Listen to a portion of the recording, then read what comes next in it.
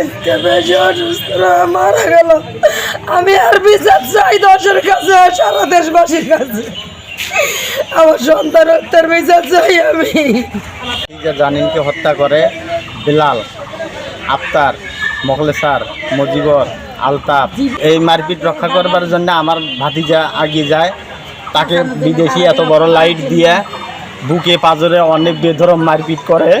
সে আজকে ভোরবেলা চিকিৎসাধীন অবস্থায় বাড়িতে ছিল। তাকে আজকে বেশি গুরুত্ব হওয়ার কারণে রংপুর নিয়ে যাওয়ার পথে সে মারা যায়। দাদার সাথে তারাবি নামাজ করবে যায়। দাদা নাতি নামাজ পরিবারে এসে জানিন মনে করো বাড়িতে এসে দাদা চা খাবার যায় দোকানে। সেখানে আমরা কয় ভাই ধরি বেলালেরা মারপিট করে। আমরা জানিন আহত করি মারে। সময় আমার বাবা আর ভাসতে যাওয়াইয়া তারাবি পরিবারের যায়।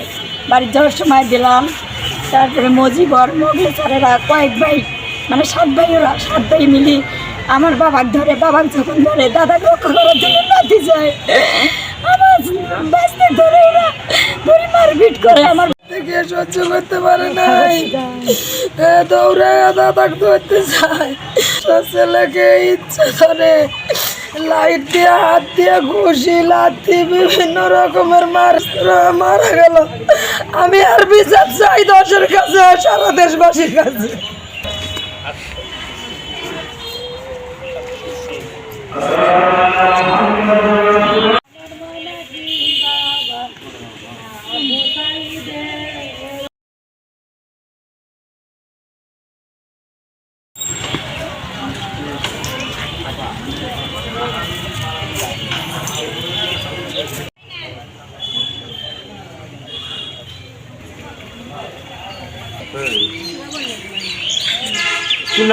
পুলিশ